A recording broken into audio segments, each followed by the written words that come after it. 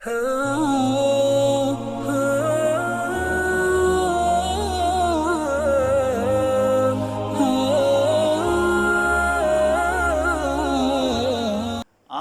ہفتے میں جب نبی کریم صلی اللہ علیہ وسلم کی زندگی کا آخری ہفتہ تھا تو نبی کریم صلی اللہ علیہ وسلم جو ہیں وہ he just keep on asking, اپنی جس بھی وائف کے گھر میں ہوتے تو وہ پوچھتے کہ کل میری باری کس کی طرف ہے، اور کل میری باری کس کی طرف ہے تو ان کو انفارم کر دیا جاتا. تو انہوں نے الٹیمیٹلی آپس میں ڈیسائیڈ کیا کہ نبی کریم صلی اللہ علیہ وسلم کا اشارہ شاید اس طرف ہے کہ وہ کہیں اپنی پسند سے رکنا چاہتے ہیں، تو بہتر ہے کہ ہم لوگ خود ان کو بتا دیتے ہیں کہ وہ جہاں پہ کمفرٹیبل فیل کریں. تو ان سب نے مل کے نبی کریم صلی اللہ علیہ وسلم کو کہا کہ آپ جدھر جانا چاہتے ہیں آپ بتا دیں، آپ کو وہاں پہ ہم لوگ اسٹے کراتے ہیں جب تک آپ بیمار ہیں. تو نبی کریم صلی اللہ علیہ وسلم نے حضرت عائشہ صدیقہ رضی اللہ تعالیٰ عنہ جو ہیں ان کے گھر پہ جو ہے وہ جانے کا بتایا، اور پھر حضرت علی رضی اللہ تعالیٰ عنہ اور حضرت فضل رضی اللہ تعالیٰ عنہ جو ہیں وہ نبی کریم صلی اللہ علیہ وسلم کو سہارا دے کے حضرت عائشہ صدیقہ رضی اللہ تعالیٰ عنہ کے حجرے میں وہ لے کے گئے. اور کہتے ہیں کہ نبی کریم صلی اللہ علیہ وسلم کی ویکنیس کی وجہ سے یہ حالت تھی کہ جب وہ ان کو سہارا دے کے لے کے جا رہے تھے تو نبی کریم صلی اللہ علیہ وسلم کے پاؤں جو ہیں وہ ڈریگ کر رہے تھے، وہ گھسیٹتے ہوئے جا رہے تھے. وہ ان کے اندر اس قدر کمزوری جو ہے وہ نبی کریم صلی اللہ علیہ وسلم محسوس کر رہے تھے. ایک دن نبی کریم صلی اللہ علیہ وسلم جو ہیں وہ کہتے ہیں کہ میرے لیے 7 کنوؤں کا پانی جو ہے وہ لے کے آیا جائے، یعنی مختلف کنوؤں سے پانی لے کے آ جائے 7، کیونکہ وہ نبی کریم صلی اللہ علیہ وسلم جو ہیں بخار کی شدت کم نہیں ہو رہی تھی لیکن وہ صحابہ سے کچھ بات کرنا چاہتے تھے. جب یہ سب اکٹھا کر کے لے کے آیا گیا تو نبی کریم صلی اللہ علیہ وسلم نے اس کو اس سے غسل فرمایا، جس کی وجہ سے کچھ بخار کی شدت جو ہے وہ کم ہوئی، اور نبی کریم صلی اللہ علیہ وسلم جو ہیں وہ مسجد میں گئے اور صحابہ سے بات کی. نبی کریم صلی اللہ علیہ وسلم نے فرمایا کہ جو یہود و نصارہ ہیں ان پہ اللہ تعالیٰ کی پھٹکار اور لعنت ہے کہ انہوں نے اپنے نبیوں کی قبروں کو سجدہ گاہ بنا لیا تھا. تو خبردار رہو کہ تم لوگ اپنے نبی کی قبر کو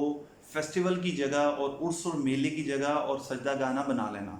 اور اللہ کا شکر ہے کہ اللہ تعالیٰ نے یہ ہمارے نبی کی جو بات ہے اور جو دعا ہے اس کو پورا رکھا کہ اللہ نے اس طرح کا معاملہ جو ہے وہ ہمارے نبی کی قبر کے ساتھ نہیں کیا.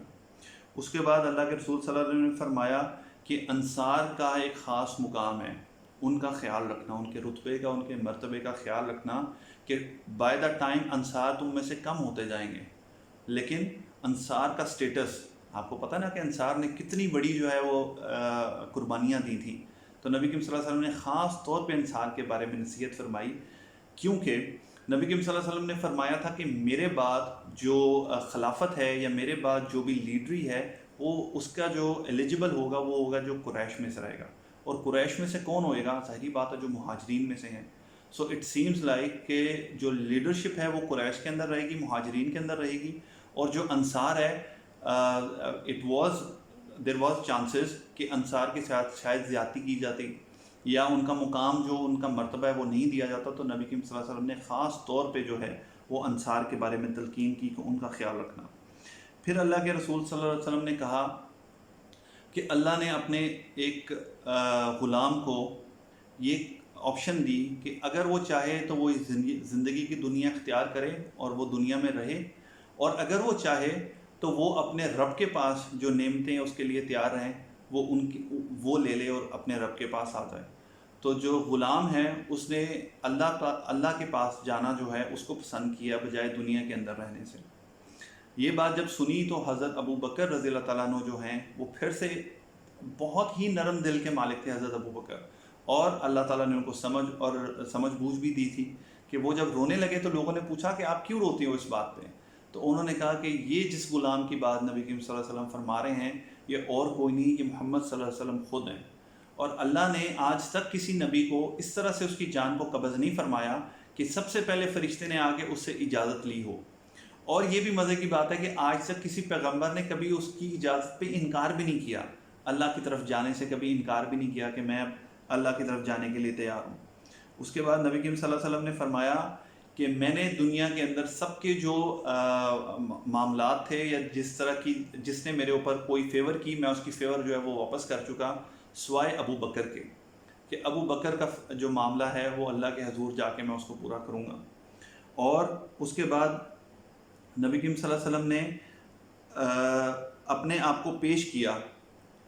کہ یہ میری بیک ہے اور کہتے ہیں کہ ایک کچھ نریشن میں ہے کہ نبی کریم صلی اللہ علیہ وسلم نے باقاعدہ اپنا کرتا مبارک اوپر کیا کہ اگر میں نے کسی کے ساتھ کوئی معاملہ کیا یا کسی کا میرے ساتھ کوئی لینا دینا ہے تو وہ یہاں پہ دنیا میں میرے ساتھ نپٹا دیں. اس کے بعد میں اللہ کے حضور جو ہے اس حالت میں پیش نہیں ہونا چاہتا کہ میرا معاملہ کسی کے ساتھ اس دنیا میں جو ہے وہ پینڈنگ رہ گیا ہو. ایون نبی کریم صلی اللہ علیہ وسلم جو ہیں وہ اپنے آخری دنوں میں اپنے آپ کو پیش کر رہے ہیں کہ اگر کسی کا معاملہ میرے ساتھ ابھی کمپلیٹ نہیں ہوا تو وہ میرے ساتھ یہیں پہ ڈیل کر لے دنیا میں. اس کے بعد 4 دن پہلے نبی کریم صلی اللہ علیہ وسلم کی ڈیتھ سے نبی کریم صلی اللہ علیہ وسلم پھر ایک دفعہ نکلے اور انہوں نے کہا کہ الصلاۃ نماز، اپنی نماز کا خیال رکھنا، خاص خیال رکھنا اپنی نمازوں کا، ان کا دھیان رکھنا، اور ان غلاموں کا کہ جو تمہارے انڈر ہیں یا کوئی بھی جو کہ تمہارے انڈر ہے اس کا خیال رکھنا، اور میری اللہ کی کتاب اور میری سنت اس کو پکڑ کے رکھنا، اس کو کبھی نہ چھوڑنا، اور تم لوگ کبھی گمراہ نہیں ہوگے اگر تم اس کو پکڑ کے رکھو گے. اس کے بعد نبی کریم صلی اللہ علیہ وسلم جو ہیں وہ آلموسٹ 4 دن اپنی ڈیتھ سے پہلے جو ہے وہ فینٹ ہو جاتے ہیں، اور نبی کریم صلی اللہ علیہ وسلم کو جب ہوش آتا ہے اور لوگ عشاء کا وقت ہوتا ہے، لوگ انتظار کر رہے ہوتے ہیں نماز کے لیے، تو نبی کریم صلی اللہ علیہ وسلم کو جیسے ہی ہوش آتا ہے تو پوچھتے ہیں کہ کیا لوگوں نے نماز ادا کر لی؟ تو انہیں بتایا جاتا ہے کہ نہیں، ابھی لوگوں نے نماز ادا نہیں کی، وہ آپ کا انتظار کر رہے ہیں. پھر نبی کریم صلی اللہ علیہ وسلم بھی ہوش ہو جاتے ہیں. اس کے بعد پھر جب ہوش آتا ہے تو نبی کریم صلی اللہ علیہ وسلم دوبارہ ہوش میں آتے ہیں. سب سے پہلا سوال یہ کرتے ہیں کہ کیا لوگوں نے نماز ادا کر لی؟ حضرت عائشہ کہتی ہیں کہ نہیں، انہوں نے ادا نہیں کی، وہ آپ کا انتظار کر رہے ہیں. 3 دفعہ جب ایسے ہوتا ہے تو نبی کریم صلی اللہ علیہ وسلم کہتے ہیں حضرت عائشہ کو کہ آپ حضرت ابو بکر رضی اللہ تعالیٰ عنہ کو کہیں کہ وہ نماز ادا کریں. حضرت عائشہ رضی اللہ تعالیٰ عنہ جو ہیں وہ کہتی ہیں ان کو کہ حضرت ابو بکر جو ہیں وہ انتہائی نرم دل کے مالک ہیں اور وہ بڑی جلدی رو پڑنے والے ہیں، تو شاید ان سے یہ برداشت نہیں ہوئے گا کہ اللہ کے رسول صلی اللہ علیہ وسلم کی جگہ پہ ان کے مصلی پہ کھڑے ہو کہ وہ نماز کو لیڈ کریں. تو انہوں نے کہا کہ آپ کسی اور کو کہیں. تو نبی صلی اللہ علیہ وسلم نے باقاعدہ غصے کا اظہار کیا کہ جب میں کہہ رہا ہوں کہ ابو بکر کے علاوہ کوئی نماز کو لیڈ نہیں کرے گا تو ابو بکر کو پیغام بھیجاؤ کہ وہ نماز کو لیڈ کرے. تو اس طرح یہ پہلی نماز تھی نبی صلی اللہ علیہ وسلم کی زندگی میں کہ جو حضرت ابو بکر رضی اللہ تعالیٰ عنہ نے لیڈ کیا جس کو، اور اس کے بعد نبی کریم صلی اللہ علیہ وسلم کی زندگی کے اندر حضرت ابو بکر رضی اللہ تعالیٰ عنہ نے 17 نمازیں جو ہیں ان کی امامت کروائی. حضرت جابر بن عبداللہ جو ہیں وہ کہتے ہیں کہ نبی کریم صلی اللہ علیہ وسلم سے ان آخری دنوں میں نے سنا کہ نبی کریم صلی اللہ علیہ وسلم فرما رہے تھے کہ کوئی آدمی اس حالت میں اللہ سے نہ ملے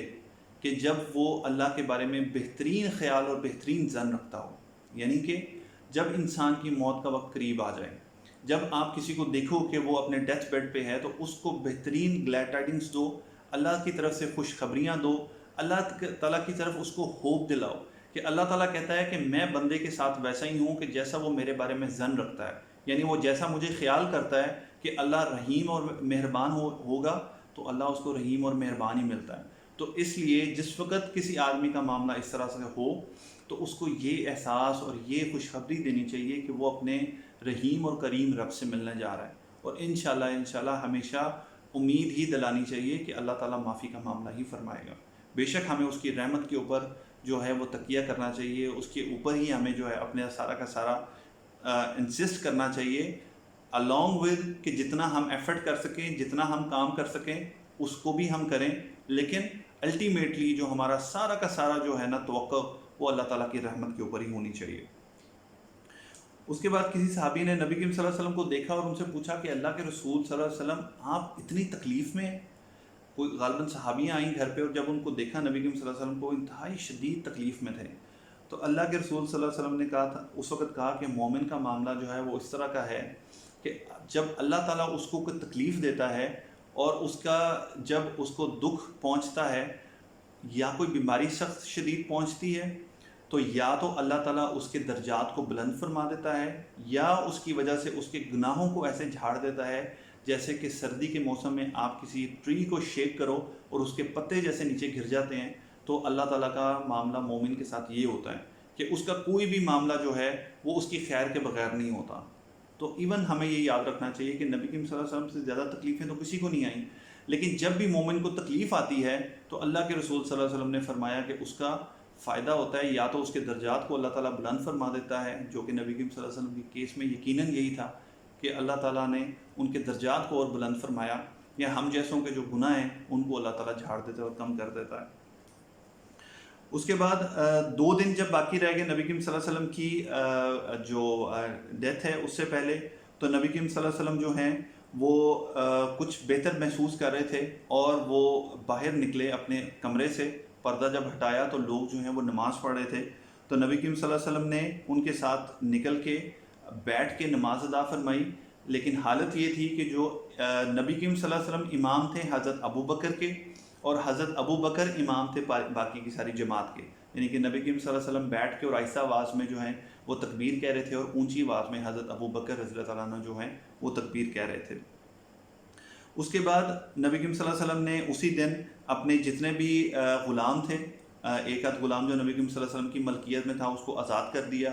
جو تھوڑی بہت نبی کریم صلی اللہ علیہ وسلم کے گھر میں اشرفیاں تھیں یا کچھ پیسہ تھا، درہم تھے، اس کو ڈسٹریبیوٹ کر دیا. اور حالت یہ تھی کہ نبی کریم صلی اللہ علیہ وسلم کی جو زرہ تھی وہ ابھی بھی کسی یہودیہ کے گھر میں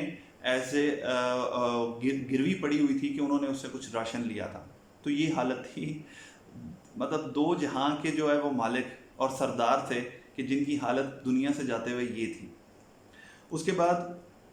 نبی کریم صلی اللہ علیہ وسلم جو ہیں وہ فجر کی نماز کا وقت تھا کہ جب نبی کریم صلی اللہ علیہ وسلم اٹھے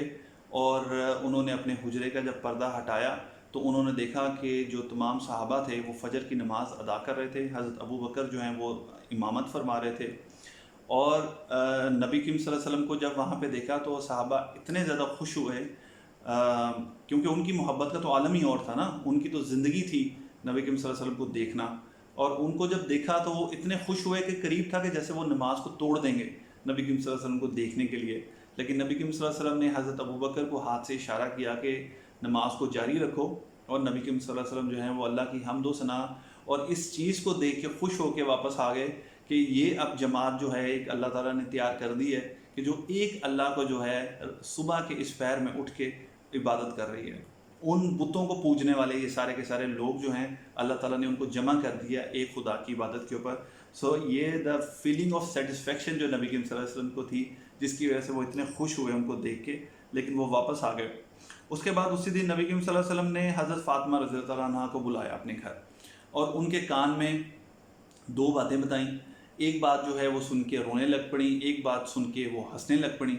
اور بڑی مشہور جو ہے یہ روایت ہے کہ ان سے جب پوچھا گیا اس وقت انہوں نے نہیں بتایا، بعد میں حضرت عائشہ رضی اللہ تعالیٰ عنہ نے ان سے بڑا انسسٹ کر کے پوچھا کہ فاطمہ مجھے ضرور بتاؤ. تو تب انہوں نے بتایا کہ نبی کریم صلی اللہ علیہ وسلم نے مجھے بتایا کہ اس کے بعد جو ہے وہ کیا کہتے ہیں کہ اس بیماری کے بعد میں نہیں اٹھ سکوں گا. کیونکہ حضرت فاطمہ کو بہت محبت تھی نبی کریم صلی اللہ علیہ وسلم سے. وہ کہتی تھی کہ میرے بابا آپ اتنی تکلیف میں کیوں ہیں؟ تو نبی کریم صلی اللہ علیہ وسلم کہتے تھے کہ میری بیٹی اس کے بعد تمہارا بات کبھی تکلیف میں نہیں ہوئے گا. اور اس وقت نبی کریم صلی اللہ علیہ وسلم نے بتایا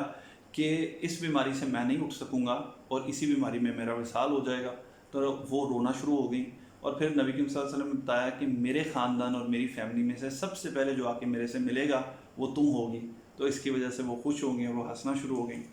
اس کے بعد نبی کریم صلی اللہ علیہ وسلم نے حضرت حسین اور حضرت حسن رضی اللہ تعالیٰ عنہما کو بلایا اور ان کو چوما اور ان کو پیار کیا اور اپنی بیویوں کو اکٹھا کیا اور ان کو ایڈوائز کیا، اللہ سے ڈرنے کی تلقین کی، نمازوں کا اور اپنے تعلقات کا اور اپنے معاملات کا آپس میں رکھنے کا، اس کے بارے میں نبی کریم صلی اللہ علیہ وسلم نے ایڈوائز کی.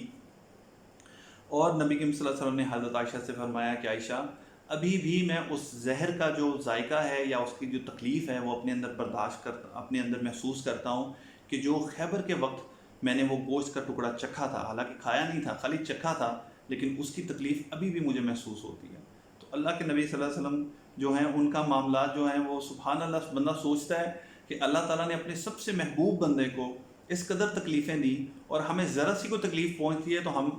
شاؤٹ کرنا شروع کر دیتے ہیں کہ اللہ کو ہمارا ہی گھر ملا تھا کہ بس ہمیں ہی تکلیف پہنچانی، اور کوئی ناؤز باللہ اس قسم کے الفاظ نکلنے شروع ہوتے ہیں کہ اور کوئی گھر نہیں ملا تھا، ہمارا ہی گھر ملا تھا جس پہ ساری کی ساری تکلیفیں جو ہے وہ نازل فرما دی.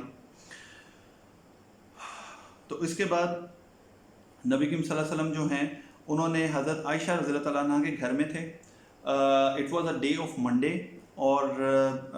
موسٹ پروبلی 12 ربیع الاول کی تاریخ تھی.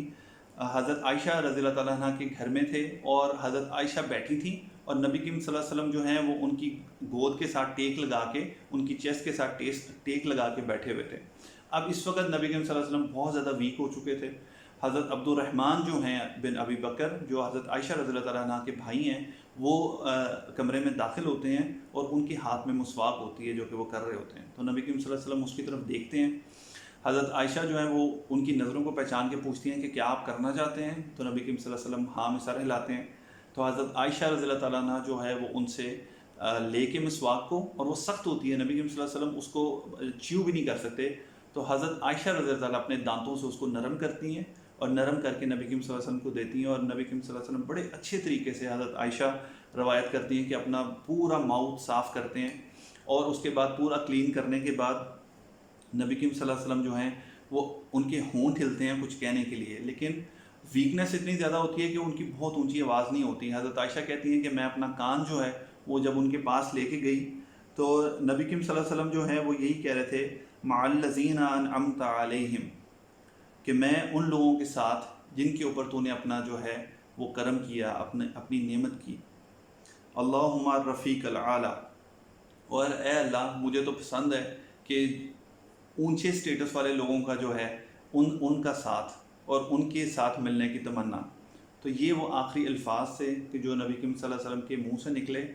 اور حضرت عائشہ رضی اللہ تعالیٰ عنہ نے ان کو کیچ کیا اور پھر ہمیں نریٹ کیا، اور اس کے بعد نبی کریم صلی اللہ علیہ وسلم جو ہیں وہ اللہ تعالیٰ نے ان کی جان کو قبض کیا. ان للہ و انا الیہ راجعون. اور حضرت انس رضی اللہ تعالیٰ عنہ کہتے ہیں کہ دا برائٹسٹ ڈے واز دیٹ، کہ جب نبی کریم صلی اللہ علیہ وسلم جو ہیں وہ مدینہ میں انٹر ہوئے، سب سے روشن دن تھا وہ، اور سب سے زیادہ روشنی ہمیں فیل ہوتی تھی. اور وہ کہتے ہیں کہ سب سے ڈارک دن جو ہے جس میں اندھیرا میں فیل ہوتا تھا وہ تھا کہ جس سے نبی کریم صلی اللہ علیہ وسلم کی وفات ہوئی اور نبی کریم صلی اللہ علیہ وسلم کی ڈیتھ ہوئی. یہ صحابہ کے لیے اتنا مشکل دن تھا کہ آپ سوچیں کہ لوگوں کے اندر یہ جب بات جانا شروع ہوئی اور پھیلنا شروع ہوئی کہ نبی کریم صلی اللہ علیہ وسلم کی ڈیتھ ہو گئی ہے، تو بہت سارے لوگوں کا ریئیکشن عجیب سا تھا، کچھ سن رہے تھے، کچھ ماننے کے لیے تیار نہیں تھے. حضرت عمر رضی اللہ تعالیٰ عنہ جیسا آدمی، انتہائی جو طاقتور تھا، وہ کہتے ہیں کہ وہ تلوار نکال کے کھڑے ہو گئے اور انہوں نے کہا کہ خبردار اگر کسی نے ایسا کہا کہ نبی کریم صلی اللہ علیہ وسلم کا وصال ہو گیا ہے، نبی کریم صلی اللہ علیہ وسلم کی ڈیتھ نہیں ہوئی، بلکہ وہ اس طرح سے چلے گئے ہیں کہ جیسے موسیٰ علیہ السلام کو اللہ تعالیٰ نے طور پہ بلا لیا تھا 40 دن کے لیے، تو وہ واپس آ جائیں گے، اللہ تعالیٰ نے ان کو اپنے وقت بلایا. مطلب اب آپ کہہ سکتے ہیں کہ ایک آدمی جیسے اس کو شوق کے اندر وہ اس طرح سے ہو جاتا ہے کہ وہ اس طرح کی باتیں کرنا شروع کر دے کہ جیسے اس کو عقل سمجھ نہیں رہ رہی ہے. اس پوری صورتحال میں حضرت ابو بکر رضی اللہ تعالیٰ عنہ جو ہیں وہ نبی کریم صلی اللہ علیہ وسلم کے حجرے میں جاتے ہیں، جو کہ ان کی بیٹی کا گھر ہے، وہ جا سکتے ہیں وہاں پہ. نبی کریم صلی اللہ علیہ وسلم کو ایک چادر سے کور کر دیا گیا ہوتا ہے، اور وہ ان کی چادر کو ہٹاتے ہیں اور ان کی پیشانی پہ چومتے ہیں اور کہتے ہیں کہ اللہ تعالیٰ آپ کے اوپر 2 موتوں کو جمع نہیں کرے گا. یعنی ایک موت تھی جو آپ کو آنی تھی، وہ بس آ گئی، اس کے بعد کوئی موت نہیں ہے. اس کے بعد حضرت ابو بکر رضی اللہ تعالیٰ عنہ جو ہیں وہ باہر نکلتے ہیں، اور آپ دیکھیں کہ کوئی وجہ تھی کہ حضرت ابو بکر رضی اللہ تعالیٰ عنہ کو نبی کریم صلی اللہ علیہ وسلم نے اس طرح سے نومینیٹ کیا اپنی نماز کے لیے اور اپنے حج پہ امیر بنا کے بھیجنے کے لیے، کہ اس وقت بھی وہ اپنی سینٹی کو انہوں نے برقرار رکھا ہوا تھا، وہ ہر چیز کو سمجھ رہے تھے. اور انہوں نے آ کے حضرت عمر رضی اللہ تعالیٰ عنہ کو روکنے کی کوشش کی کہ عمر رک جاؤ، اس طرح کی حرکت نہ کرو، رک جاؤ. حضرت عمر سننے کے لیے تیار نہیں تھے کسی کو. تو حضرت ابو بکر نے کہا کہ ان کو چھوڑ دو، اور پھر ایک اونچی جگہ پہ کھڑے ہو کے انہوں نے کہا یا ایھا الناس، اے لوگو، نبی کریم صلی اللہ علیہ وسلم جو ہیں وہ اللہ کے رسول تھے اور ان کا وصال ہو چکا ہے. اور اس کے بعد وہ یہ آیت پڑھتے ہیں قرآن کی، وما محمد الا رسول، کہ اللہ کے محمد صلی اللہ علیہ وسلم جو ہیں وہ تو ایک رسول ہیں، اور ان سے پہلے بھی رسول آتے رہے تھے. تو کیا اگر وہ قتل کر دیے جائیں گے یا وہ مار دیے جائیں گے تو کیا تم ایڑیوں کے بل گھوم جاؤ گے اور پھر جاؤ گے واپس اپنے دین سے؟ اور اگر تم ایسا کرو گے تو تم کسی کا نقصان نہیں کرو گے، تم صرف اپنا نقصان کرو گے. اس کے بعد حضرت ابو بکر کہتے ہیں کہ سن لو لوگو کہ جو تو محمد صلی اللہ علیہ وسلم کی عبادت کرتا تھا تو محمد صلی اللہ علیہ وسلم تو اللہ کو پیارے ہو چکے ہیں، اور جو اللہ کی عبادت کرتا ہے تو اللہ زندہ و جاوید ہے، اللہ تعالیٰ قائم اور دائم ہے، اللہ تعالیٰ مرنے والا نہیں ہے، وہ آج بھی قائم ہے اور زندہ ہے. اس کے بعد حضرت عمر رضی اللہ تعالیٰ عنہ کہتے ہیں کہ مجھے ایسے لگا کہ میں نے یہ آیت پہلے سنی ہے، لیکن اس دن مجھے ایسے فیل ہوا کہ ابھی یہ آیت جو ہے وہ نازل ہوئی ہے، اور اس آیت کا مطلب جو ہے وہ مجھے سمجھ آیا ہے. उसके बाद नबी करीम सल्लल्लाहु अलैहि वसल्लम को जो है हज़रत अली रज़ी अल्लाह ताला अन्हु और हज़रत फ़ज़ल रज़ी अल्लाह ताला अन्हु अलॉन्ग विद 2 अदर पीपल, क्योंकि ये सबसे क्लोजेस्ट थे नबी करीम सल्लल्लाहु अलैहि वसल्लम के, उन्होंने उनको गुस्ल दिया। और नबी करीम सल्लल्लाहु अलैहि वसल्लम के जो कपड़े थे उनको रिमूव नहीं किया गया, उन कपड़ों के साथ जो है उनको गुस्ल दिया गया था। और 3 दफ़ा उनके बॉडी को वॉश किया गया और नबी करीम सल्लल्लाहु अलैहि वसल्लम को 3 यमनी जो चादरें थी उसके अंदर श्राउड करके उनको कफन दिया गया। उसके बाद ये अब लोगों में अंदर आ गया कि अब नबी करीम सल्लल्लाहु अलैहि वसल्लम को दफन कहाँ किया जाएगा। तो हज़रत अबू बकर रज़ी अल्लाह ताला अन्हु जो हैं वो कहते हैं कि मैंने नबी करीम सल्लल्लाहु अलैहि वसल्लम से सुना था कि नबी जो हैं वो जहाँ पे उनकी डेथ होती है वहीं पे उनको जो है वो दफनाया जाता है। तो इसलिए फिर हज़रत अबू तलहा जो हैं वो वहाँ पे हज़रत मोहम्मद सल्लल्लाहु अलैहि वसल्लम का जहाँ पे बेडिंग होती है वो उसको साइड पे करते हैं और वहीं पे ऐन उसी जगह पे उसको ज़मीन को खोदते हैं और वहीं पे नबी करीम सल्लल्लाहु अलैहि वसल्लम की जो कब्र मुबारक है एक्चुअली लहद बनाई जाती है। लहद कब्र की वो फॉर्म है जिसके अंदर एक तरफ को कब्र जो है वो नीचे अंदर की तरफ खोदी गई होती है, लेफ़्ट या राइट साइड पे। उसके बाद नबी करीम सल्लल्लाहु अलैहि वसल्लम का जो जनाजा है वो किस तरह से किया गया कि नबी करीम सल्लल्लाहु अलैहि वसल्लम का जनाजा किसी ने नहीं पढ़ाया था। बहुत छोटी सी जगह थी, हुजरा छोटे छोटे कमरे होते थे, उसके अंदर लोग जाते थे और 10-10 12-12 लोग जो हैं वो ग्रुप्स में जाते, कोई उनको जो है वो लीड नहीं कर रहा होता था, वो खुद ही जनाजा पढ़ते और वापस आ जाते। इस तरह से सबसे पहले मुहाजिरीन जो हैं वो गए, उसके बाद अंसार जो हैं वो सब गए, फिर जो ख़वातीन थी उनको टाइम दिया गया और फिर जो यंग लोग थे, बच्चे थे जिनको मतलब इस चीज़ की समझ थी, उन सब बच्चों को जो है वो नबी करीम सल्लल्लाहु अलैहि वसल्लम का जनाजा पढ़ा गया और नबी करीम सल्लल्लाहु अलैहि वसल्लम को हज़रत आयशा रज़ी अल्लाह ताला अन्हा के हुजरे में उसी जगह पे जहाँ पे उनकी डेथ हुई वहीं पे उनको दफन किया गया। तो ये मोहम्मद सल्लल्लाहु अलैहि वसल्लम नबी करीम सल्लल्लाहु अलैहि वसल्लम अल्लाह के आखिरी रसूल, अल्लाह के आखिरी नबी, जिनके ऊपर अल्लाह ताला ने अपनी आखिरी किताब को नाजिल किया और हम लोगों को इतना खुश नसीब बनाया कि अल्लाह ताला ने हमें उनकी उम्मत में पैदा किया। तो सबसे बेहतरीन जो है वो तो ये है कि हम लोग जो भी उनकी तालीमात हैं उसके ऊपर अमल कर सकें और उसके साथ साथ एक हक़ है हमारे नबी का हमारे ऊपर कि हम लोग उनके ऊपर मैक्सिमम जितना दुरूद पढ़ सकते हैं वो पढ़ें। अल्लाह जो हैं वो फरमाते हैं कि नबी करीम सल्लल्लाहु अलैहि वसल्लम के ऊपर जो एक बार दुरूद भेजता है अल्लाह ताला उसके ऊपर 10 दफ़ा रहमतें फरमाते हैं और एक हदीस में है कि उसके 10 गुनाह बख्शते हैं और उसके 10 दर्जात को बुलंद फरमाते हैं। और जो दरूद शरीफ है उसके अंदर खाली अल्लाह के रसूल सल्लल्लाहु अलैहि वसल्लम के नहीं, अल्लाह के रसूल सल्लल्लाहु अलैहि वसल्लम के आखिरी वक्त के अंदर अहले बैत के बारे में जो उन्होंने हम लोगों को कहा था, अहले बैत के साथ मोहब्बत रखना हम लोगों का जो ईमान का एक हिस्सा होना चाहिए। आप दरूद शरीफ को अगर पढ़ेंगे तो अल्लाह के नबी सल्लल्लाहु अलैहि वसल्लम के दरूद के साथ साथ उनकी जो आल है उनके ऊपर भी दरूद भेजा गया। तो अल्लाहुम्मा सल्ली अला मुहम्मदिन व अला आली मुहम्मद कमा सल्लैता अला इब्राहीम व अला आली इब्राहीम इन्नका हमीदुम मजीद। अल्लाहुम्मा बारिक अला मुहम्मदिन व अला आली मुहम्मद कमा बारकता अला इब्राहीम व अला आली इब्राहीम इन्नका हमीदुम मजीद। तो अल्हम्दुलिल्लाह हम लोगों ने इसको ख़त्म नहीं किया, हम लोगों ने सीरा को कंप्लीट कर लिया है और इंशाल्लाह हम लोग अपने तौर पे इसको मज़ीद जो है इसकी स्टडी और इसकी रीडिंग जो है वो जारी रखें। और बहुत बहुत शुक्रिया, अल्लाह ताला आपको बहुत ढेरों जज़ा दे जिन लोगों ने मुझे मोटिवेट किया इसको करने के लिए और जो लोग मेरे साथ मुसलसल पूरा का पूरा महीना मेरे साथ रहे और मेरी बातों को बर्दाश्त करते रहे। तो अल्लाह ताला आपको बहुत बहुत जज़ाए खैर दे। इंशाल्लाह फिर मुलाकात होगी। अस्सलामु अलैकुम व रहमतुल्लाहि व बरकातहू।